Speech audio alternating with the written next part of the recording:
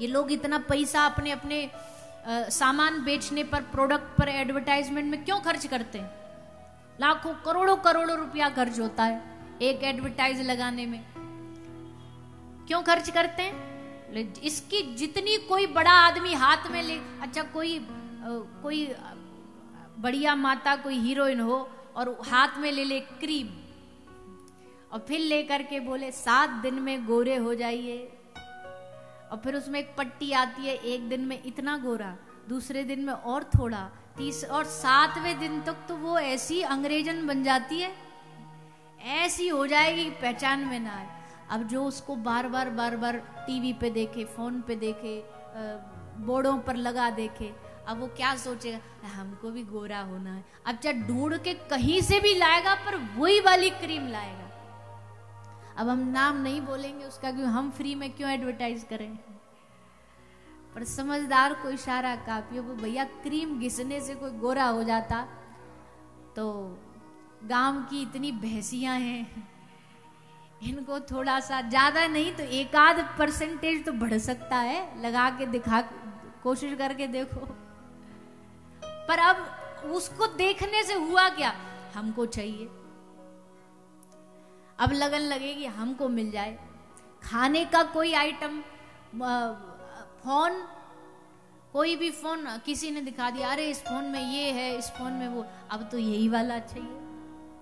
और आजकल तो ऐसी आती है, पूछो दांत साफ करने की ऐसी आएगी, दांत कुछ किया, कुछ खाया या कुछ टूथपेस्ट करी, दांत इतने चमकने लगे कि बिना लाइट के ही उजाला हो गया। अब बताओ, इतना झूठ भी कोई पचता है? इतना झूठ कोई पचता है? वो लाइट बंद कर दो, दांत ऐसे दिखा दो तो सब चमक जाएगा। अब हमें भी फिर वही चाहिए, वो दांत चमकाएंगे। ये क्या है ये सारा खेल? इस किसी भी, ये बात बताने का हमारा भाव ये है कि किसी भी चीज की प्राप्ति का लालच मन में तब जागता है जब कोई हमें उसके गुण बताता, उसकी महिमा बताता, उसकी महत्व को बताता। इसलिए भागवत शुरू करने से पहले संतों ने विधान किया कि पहले महिमा बताओ ताकि इन सब के मन में लालच जाग जाए। और एक बात और, ये भागवत की महिमा में आपको कोई संसार का लालच नहीं दिया जाएगा। भाई हम पहले दिन ही स्पष्ट बोल दें, कथा सुन के आपके पुत्र प्राप्ति हो जाएगी, संतति हो जाएगी, कथा सुन के आपके धन धान्य बढ़ जाएगा, कथा सुन करके आपका रोग निरोगी काया हो जाएगी।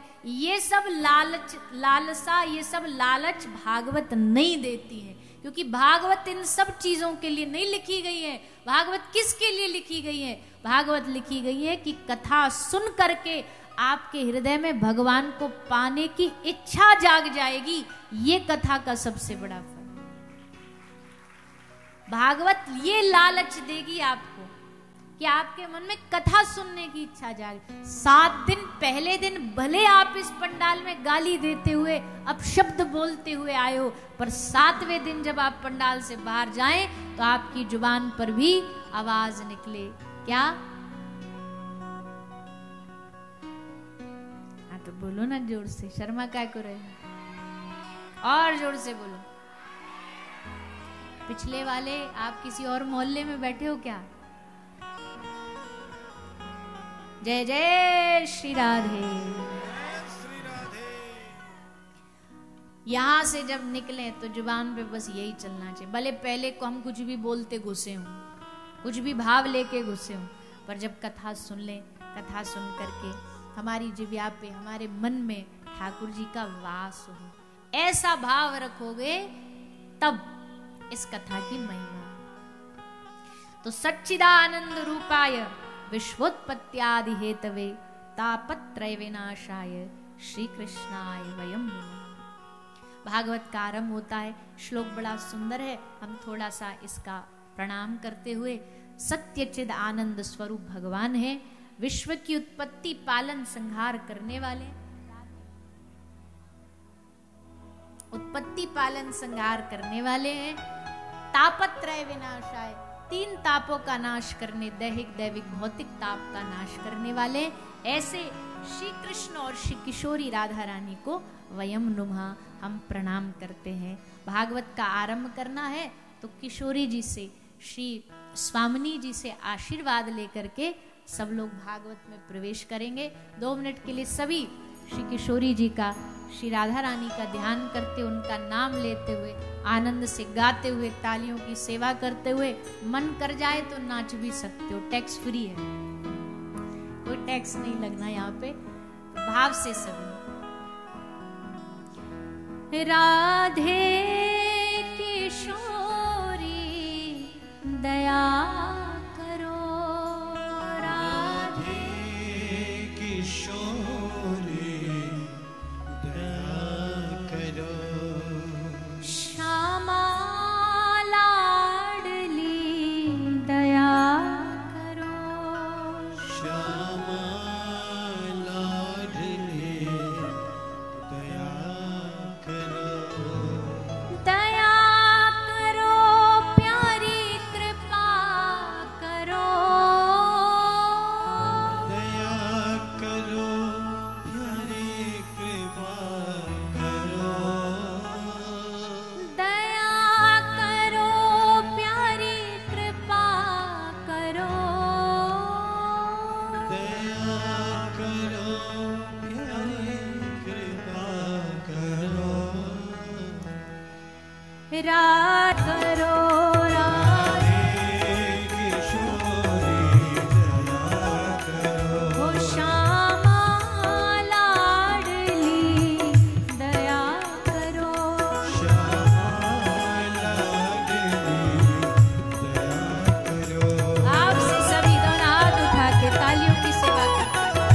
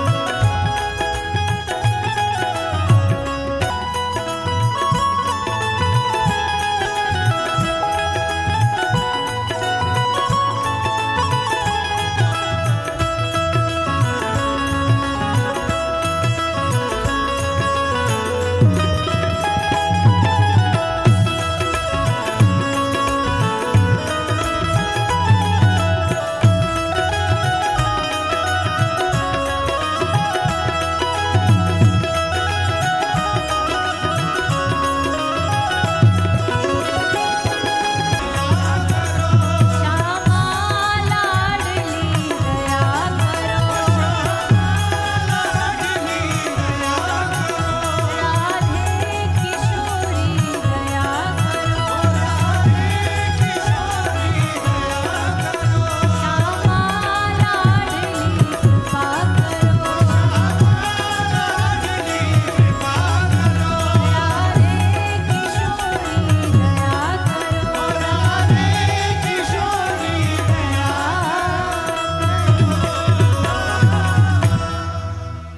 बोले श्री राधा रानी सरकार की। तो भैया हमारे ब्रज को तो कोई काम किशोरी जी की कृपा के बगैर हो ही ना है। ठाकुर जी की प्राप्ति भी किशोरी जी की कृपा के बगैर हो ना सके, भागवत की प्राप्ति भी ना हो सके। कैसे? बोले सुनो, सुखदेव जी कौन थे?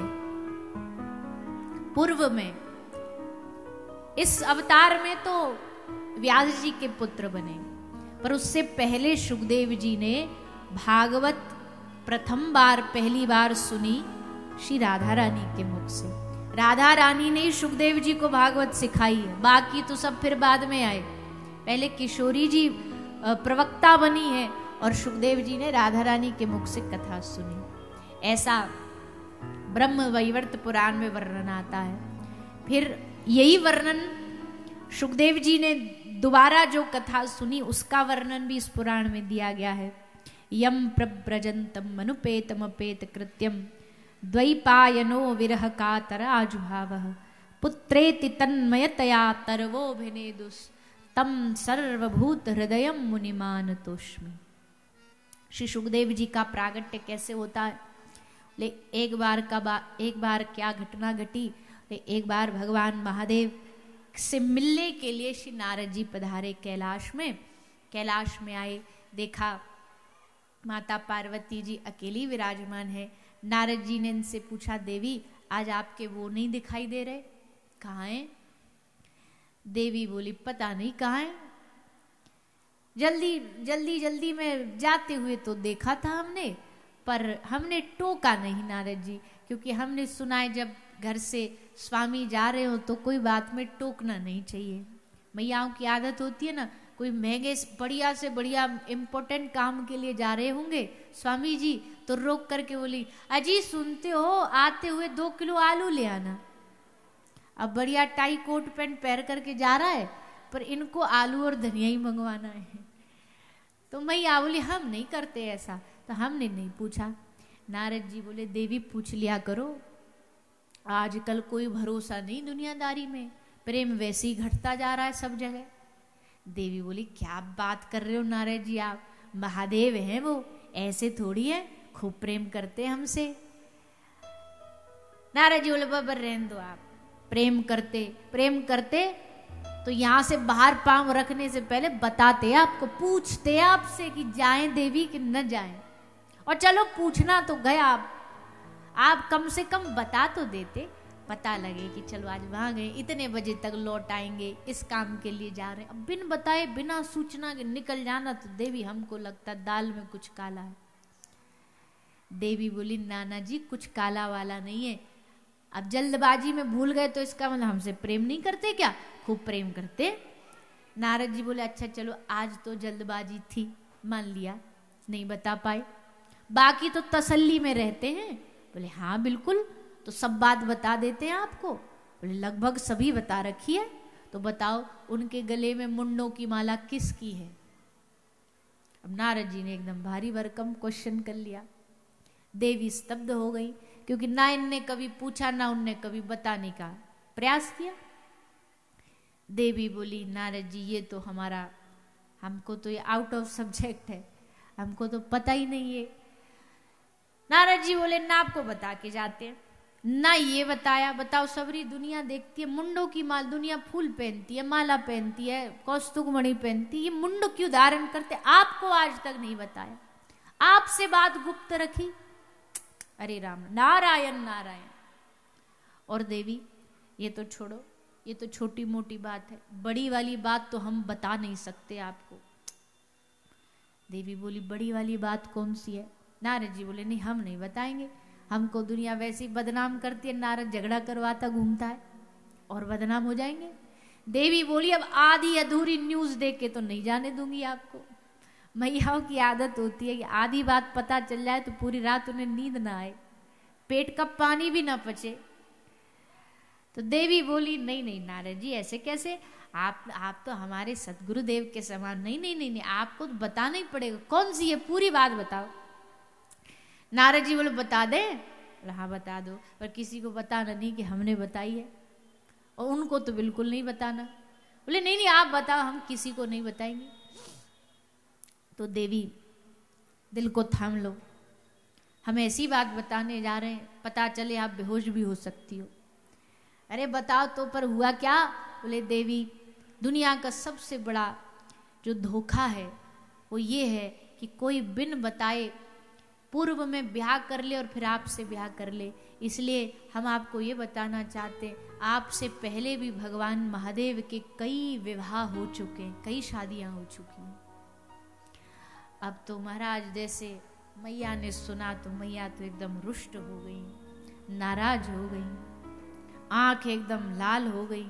नारद जी बोले, अब गुस्सा आसमान पे है, नारद अगर तू थोड़ी देर और रुका तो तुझ पे ही फूटेगा, इससे अच्छा यहाँ से निकल लो। सो उठाई नारद जी ने अपनी वीणा और नारायण नारायण नारायण गाते भय जा रहे हैं, बड़े हड़बड़ी में जा रहे हैं कि वो आए उससे पहले निकल लें।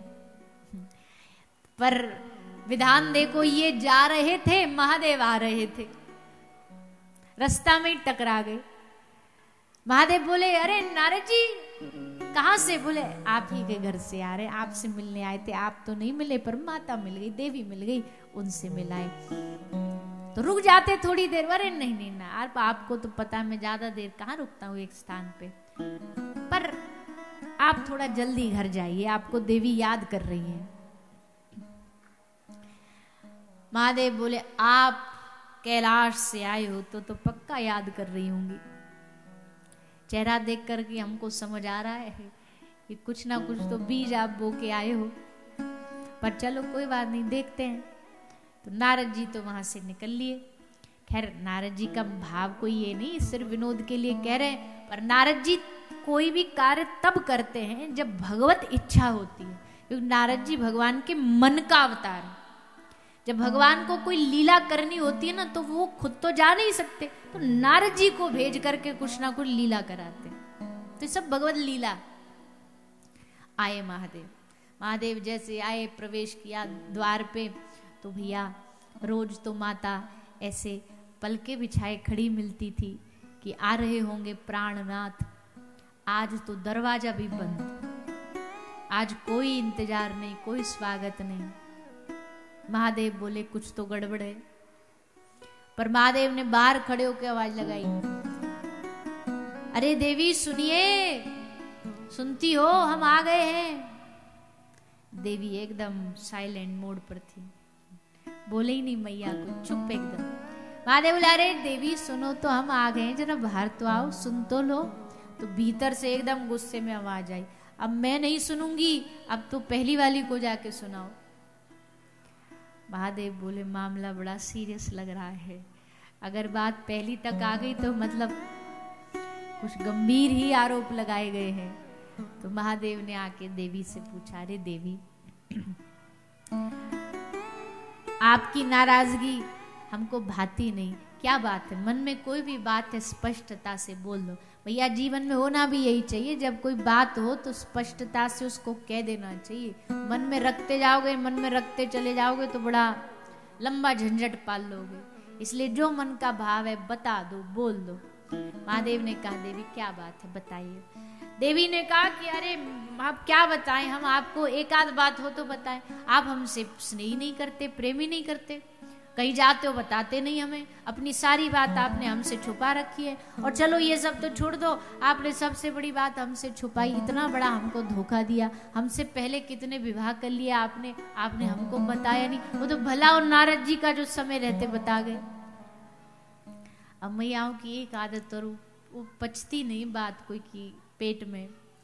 खैर वो माता है, जगत जननी है, संसार की माताओं से उनकी तुलना नहीं हो सकती। पर मैया बोली वो तो नारद जी हमको बता गए, नहीं आप तो कभी बताते ही नहीं।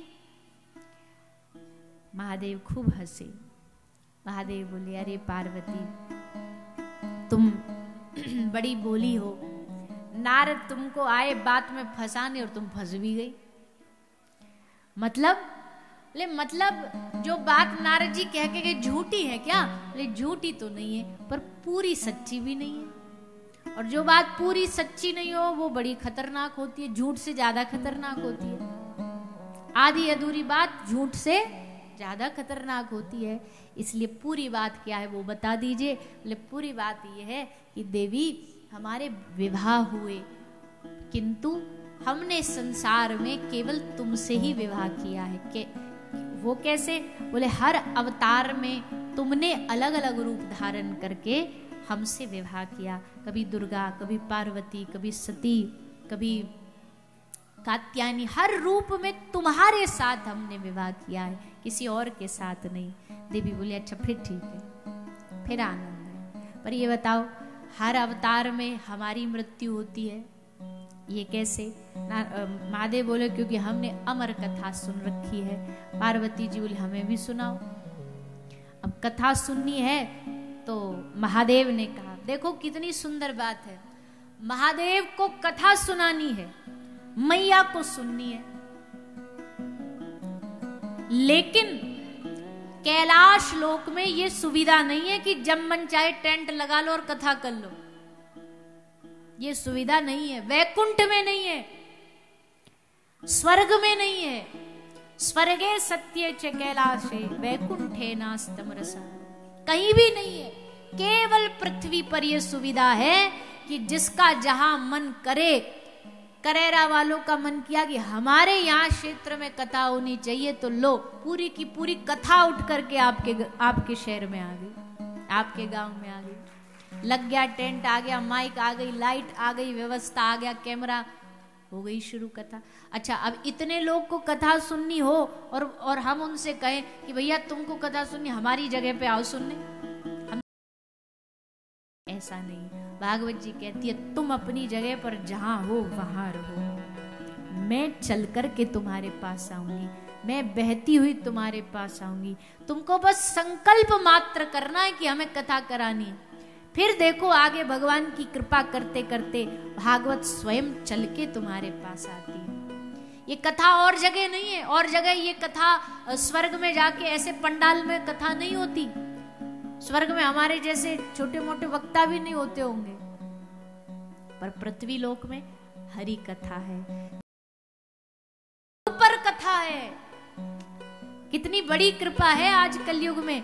इस कौन कहता है कि ये कलयुग चल रहा है, ठीक है युग के हिसाब से कलयुग चल रहा है, पर अगर पूरी कथाओं का क्रम देखा जाए तो हमें लगता है ये कलयुग नहीं, आज के समय में ये कथा युग चल रहा है, कथा युग चल रहा है। गांव गांव में, शहर शहर में, बच्चा क्या, बूढ़ा क्या, जवान क्या, सब कथा सुन रहे हैं, कथा सुनाने वाले। अच्छा, पहले तो इसमें डिवीजन था। डिवीजन मतलब सुनाने वाले भी बूढ़े होते थे, सुनने वाले भी थोड़ी, बोले भैया अब रिटायर होगा, अब क्या करें, बोले चलो कथा ही सुन लेते। पर आज का समय कैसा है, आज कथा सुनने युवा आ रहे हैं, कथा कहने युवा आ रहे हैं, बच्चे भी कथा सुन रहे हैं, वृद्ध भी सुन रहे हैं, गृहस्थी भी सुन रहा है, साधु सन्यासी भी सुन रहा है, क्योंकि ये कथा सबको फिट होती है, सबको जचती है, सबके लिए उपयोगी है ये कथा, किसी एक व्यक्ति विशेष के लिए नहीं है। इसलिए खूब खूब भगवान का धन्यवाद दीजिए कि कलयुग में ऐसे समय में जन्म हुआ जब मन चाहे कथा सुन लो, जब मन चाहे कथा सुन लो। ये खूब कृपा है ठाकुर जी की, खूब कृपा है। इसलिए पार्वती जी का आपको पृथ्वी पे चलना पड़ेगा, और जिस पृथ्वी पे आके कथा सुनाई उस स्थान का नाम पड़ा अमरनाथ। कथा आरंभ हुई, और जैसे कथा आरंभ हुई मैया पार्वती को भोलेनाथ जी ने कहा कि हम आंख बंद करके कथा सुनाएंगे, तुम बीच बीच में हुंकार भरते रहना, जैसे दादी नानी कहानी नहीं सुनाती, बच्चा कहता तो महादेव बोले हम तो ध्यान मग्न होके सुनाएंगे, बस तुम्हारी इस हुंकार से ही समझ पाएंगे कि आप सुन रही हो। तो मैया बोले ठीक है। महादेव ने कथा आरंभ करी। उधर श्री किशोरी जी ने आज्ञा दी शुक को, शुकदेव जी को, कि जाओ धरती पर जाकर के कथा सुनो। शुक आके कथा सुनने लगे, आके कथा श्रवण करी।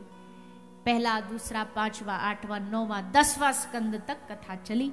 10वें स्कंद में एक प्रसंग आता है महाराज।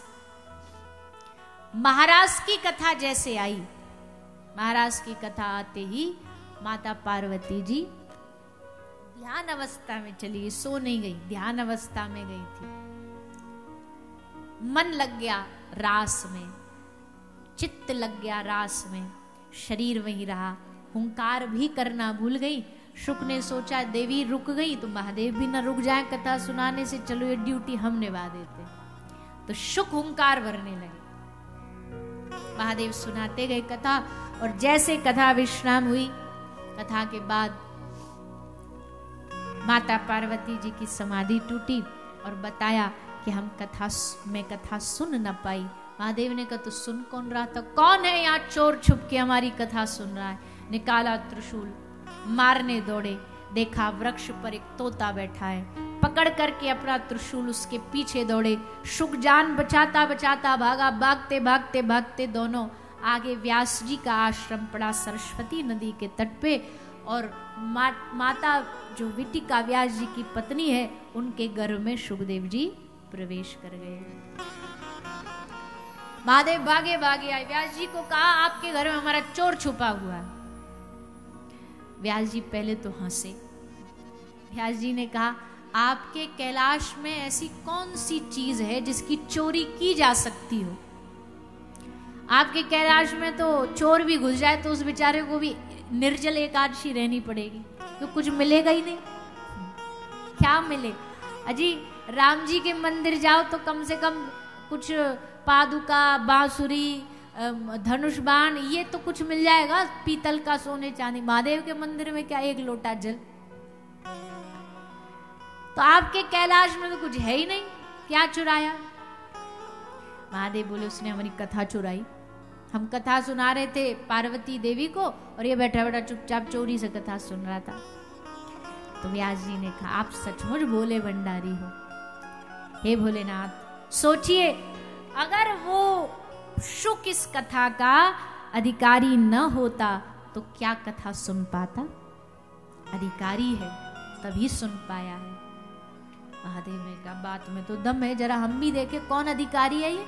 आंख बंद करी तो देखा, अरे ये तो हमारी भी आराध्य जो श्री किशोरी जी है, उनका पालतू सुख है, उनका आश्रित सुख है। इसको तो खूब कृपा करे, ये आगे जाकर के भागवत धर्म का प्रचार करे। ऐसा आशीर्वाद देके महादेव वहां से चले गए। शुक अपने माता के घर में कितने दिन रहे मालूम है किसी को? हाँ जी, 12 वर्ष तक अपनी माता के घर में छुपे बैठे रहे। किससे छुप रहे थे? माया से। क्यों? बोले दुनिया में आ गए, दुनिया में आते ही माया ऐसे मुंह फैलाए बैठी रहती है, जैसे अजगर मुंह फैलाए बैठे जाता है ना, वैसी माया जो है मुंह फैलाए बैठी रहती है। बालक आया नहीं, आते ही माया पकड़ेगी, नहीं पकड़ेगी तो आस पड़ोस वाले पकड़ा देंगे। बच्चे का जन्म होता है तो मुट्ठी बांध के आता है, फिर आएगी मौसी, जेब में से बटुआ में से यहां से निकालेगी 100 का नोट और लेकर के बच्चे के छोरा के हाथ में डालेगी। अब बच्चा मुट्ठी नहीं खोलता उस समय, फिर भी मुट्ठी खोल ले बेटा 100 रुपया ले ले, ले दक्षिणा ले ले, ले पैसा ले ले। तो क्यों? बोले हम तो खुद माया में डूबे, तू कैसे बच जाएगा? तू भी ऐसी माया में डूब। इसीलिए जानबूझ करके हम तो डूबेंगे सनम, तुम्हें भी ले डूबेंगे। एक बकरी कहीं से जा रही थी तो चलती चलती बेचारी एक सूखे कुएं में लुढ़क गई। कुआं में पानी नहीं था, सूखा कुआं था, सुबह में लुढ़क गई। हवा में लुढ़की तो अब तो बेचारी बड़ी परेशान। एक तो निकलूंगी कैसे, ये परेशानी, खाने को क्या खाऊंगी, और तीसरा फीमेल स्त्री है तो फिर कोई बात करने के लिए नहीं था तो और बोर हो रही थी। भाई कोई बात करने के लिए चाहिए। तो संग में इतने में उसकी संग वाली सहेली बकरी आ गई। वैसे ऊपर से झांक के उसके कुएं में देख रही थी। ऊपर से बोली, अरे तू नीचे कैसे गिर गई? तो उसने सोचा यही टाइम है इसको फंसाने का। बोली नाना मैं गिरी थोड़ी हूं, मैं तो आई हूं यहाँ हरी हरी घास खाने आई हूं। यहाँ बड़ी बढ़िया अच्छी हरी हरी घास है, तुझे खानी, आ जा, तू भी आ जा। और लालच दिया सो ऊपर वाली भी कूद गई। तो वही हालत हमारी है। अब जब हम मरी रहे, हम माया में फंसे, तो तुम कैसे बच जाओगे? आओ तुम भी फंसो इसमें। और ऐसे करते करते माया में सबको डाल लिया जाता, फंसा लिया जाता है। सुखदेव जी कहते हम गर्भ से भारी नहीं निकलेंगे, हम यही गर्भ में बैठे रहेंगे और यहाँ बैठ के भजन करेंगे। लेकिन तब व्यास जी ने समझाया, हे पुत्र तुम्हारी बात तो सही है, पर तुम्हारी माता कितना कष्ट पा रही है। और वैसे भी भगवान ने आकाशवाणी करके कहा शुक को कि माया मेरी है तो मेरी माया, मम माया दुरत्यया। आहा, ठाकुर जी कितनी सुंदर बात भगवत गीता में कहते, मम माया, मेरी माया। और जो चीज जिसकी होती है उस पे उसका पूरा कंट्रोल होता है। ठाकुर जी चाहे जिस पे माया चढ़ेगी, और जो ठाकुर जी न चाहे उसको माया छू भी नहीं सकती है।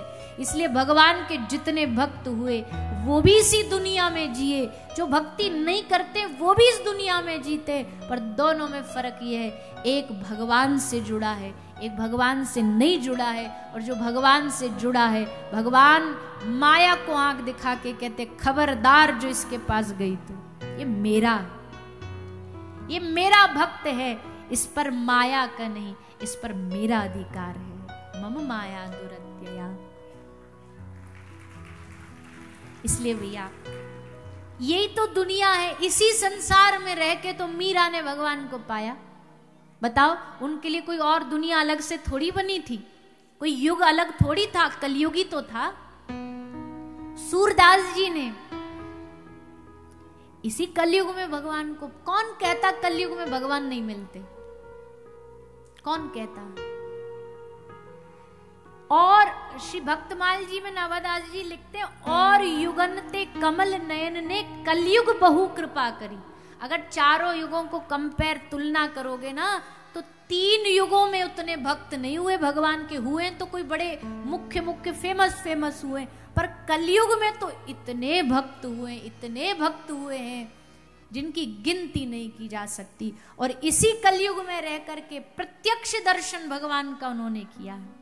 चाहे वो मीरा हो, चाहे तुकाराम जी हो, चाहे करमेती बाई हो, चाहे करमाबाई हो, चाहे जैनाबाई हो, चाहे सखूबाई हो, ये सब कलयुग के भक्त हैं। कलयुग में भगवान को पाना मुश्किल नहीं है भैया, पर बस एक ही चीज जरूरी है, उनसे अपनापन रखोगे तो भगवान कहीं भी किसी रूप में भी आ सकते। माया उनको नहीं छूती जो भगवान से जुड़े रहते हैं। हाँ, पर जो भगवान से नहीं जुड़े हैं उनकी देखो, उनके तो जीवन ही माया में फंसा हुआ है। कभी कभी हम दुनिया को देखते हैं, दुनिया की चकाचौंध देखते हैं, हम ऐसा नहीं कह रहे हम माया से बचे, हम भी फंसे माया में, पर चलो 1-8% तो यह है कि भगवान का स्मरण कभी हो जाता है, कथा गा लेते हैं, ठाकुर जी का स्मरण कर ले। कभी कभी दुनिया के कुछ लोग को देखते हैं, हमको लगता है क्या जीवन जी रहे हैं ये लोग, खाना पीना सो जाना, फिर खाना पीना सो जाना, फिर खाना पीना सो जाना, ऐसे जीवन बीत रहा है। धीरे धीरे धीरे पूरा जीवन ऐसे बीतता जा रहा है। पर आप सोचो, इतना कीमती जीवन क्या ठाकुर जी ने बस इसलिए दिया है? बोलिए ना, क्या इसलिए दिया है कि वह खाओ, हम कहते हैं खाएंगे पिएंगे घूमेंगे फिरेंगे ऐश करेंगे, और क्या? अरे लो, हद हो गई। यही जीवन है क्या कि खाएंगे पिएंगे सोएंगे नाचेंगे गाएंगे घूमेंगे और बस जीवन हो गया, इसी में खत्म? ये कोई जीवन है? ऐसा जीवन तो एक पशु भी जी लेता है, पशु भी हमसे बेहतर जी लेता है। कितनी चीजों में वो हमसे बेहतर हो सकते हैं, लेकिन ये चीज हमारे पास उनसे बेहतर है। पशु, घर बनाने की बात आए तो चिड़िया हमसे अच्छा घोंसला बना सकती है। परिवार बनाने की बात आए तो पशु भी परिवार बना सकता है। इकट्ठा करने की बात आए तो मधुमक्खी हमसे ज्यादा संग्रह कर सकती है। ताकत की बात आए तो शेर हमसे ज्यादा तेज दौड़ सकता है। तेज दृष्टि की बात आए तो बाज की नजर हमसे ज्यादा तेज होती है। कूदने की बात आए तो वो हिरन हमसे लाख गुना ज्यादा अच्छा कूद सकता है। इन सब पशुओं में हमसे ज्यादा गुण है, पर एक चीज है, पशु भजन नहीं कर सकता, कथा नहीं सुन सकता। मानव कथा सुन सकता है और कथा सुन के भजन कर सकता, भजन में जुड़ सकता। ये नहीं करेगा तो पशु और हम में कोई अंतर नहीं। ये जीवन ऐसा नहीं हो सकता कि वह खाओ पियो उठो फिर खाओ पियो कमाओ, ऐसा जीवन नहीं। जीवन में भजन होना चाहिए, जीवन में भगवान का स्मरण होना चाहिए, जीवन में भगवान की याद होनी चाहिए। और अगर याद नहीं भी करी हो, कभी भजन नहीं भी किया हो, तो अब अगर कथा आपके जीवन में आई है, इसका मतलब ये आपको भगवान की याद दिलाने आई। भगवान की याद दिलाने आई। कथा सुन के भगवान की याद आनी चाहिए। जैसे जैसे हम यहाँ कथा सुनाएंगे ना, कृष्ण की चर्चा, श्री किशोरी जी की चर्चा, उनके भक्तों की चर्चा, तो आपको याद आना चाहिए। हम वृंदावन की बात करें तो वृंदावन याद आना चाहिए, मन वृंदावन पहुंच जाना चाहिए, तभी कथा का लाभ है। तो भगवान कहते हैं, चलो आप इतनी देर से दे रहे हो तो गा देते 2 लाइन, यही ठीक बीच। माया के बंधनों से, माया के बंधनों से, माया के बंधनों से,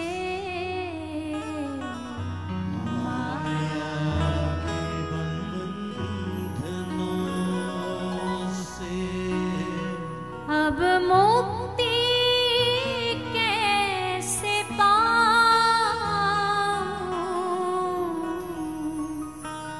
हे प्रभु मुझे बता दो, हे प्रभु मुझे बता चरणों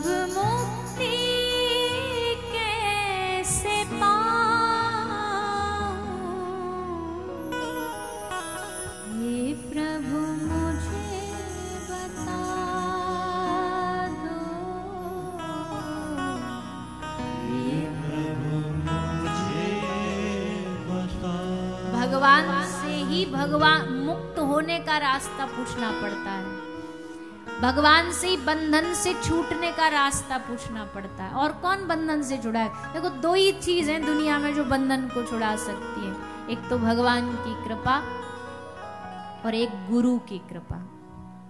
गुरु की कृपा बंधन से मुक्त करती है, और एक भगवान, भगवान का नाम।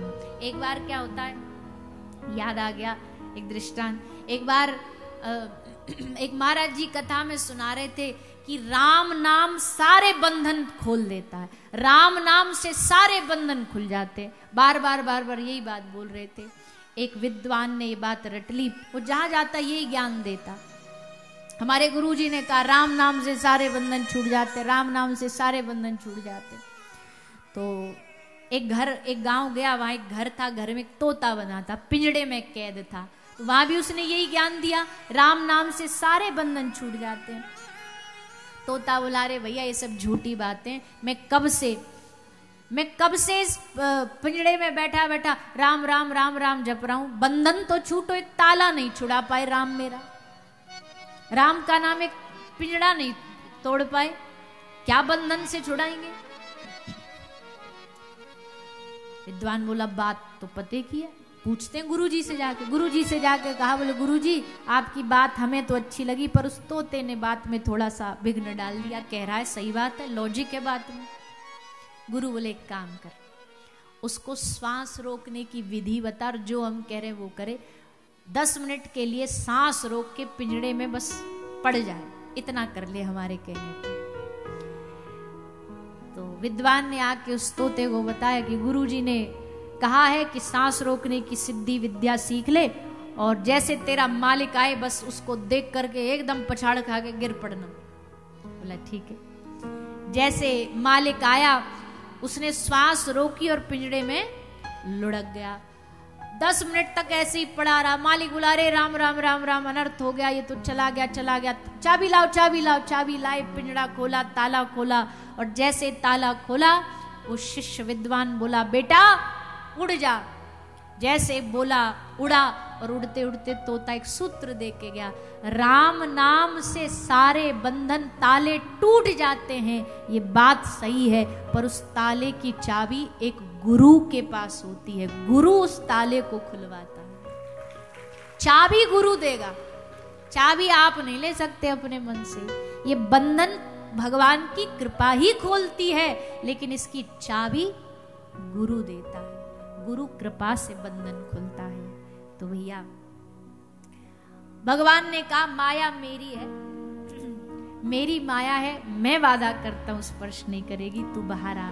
सुखदेव जी बाहर आए, बाहर आकर के उन्होंने जंगल में चले गए। व्यास जी थोड़ी देर तक गए उनके पीछे पीछे, पर जब वापस न लौटे तो वो उदास मन वापस आ गए। इस प्रकार सुखदेव जी का प्रागट्य हुआ। फिर कथा आती है नैमिषारण्य तीर्थ में 88,000 ऋषि कथा सुना रहे। सौनक आदि ऋषियों को, सूत जी को आए, पधारे। सब ऋषियों ने बैठ के कथा सुनना आरंभ किया। भागवत की कथा आरंभ हुई। महात्म सुनाया। महात्म में भक्ति देवी की कथा आई। देवी भक्ति श्री वृंदावन धाम के किनारे यमुना का तट नारद जी पधारे। कौन सा वृंदावन? मीराबाई का वृंदावन। कौन कौन वृंदावन गया है? सारे गए हो ना? और जो नहीं भी गए, अब 7 दिन बाद कथा खत्म, विश्राम होने के बाद वृंदावन ही आना है। कथा का फल यही है, कथा सुन के वृंदावन का रस लग जाना। तो कैसा वृंदावन? मीराबाई कहती है, लागे वृंदावन नीको अली मने, लागे वृंदावन नीको, लागे वृंदावन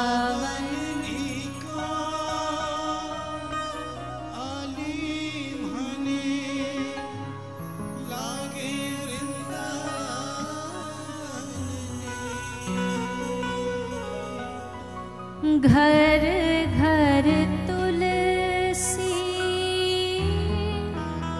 ठाकुर सेवा, घर घर तुलसी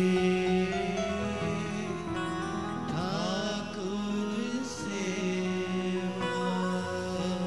घर घर तुलसी ठाकुर सेवा, घर घर तुलसी ठाकुर सेवा,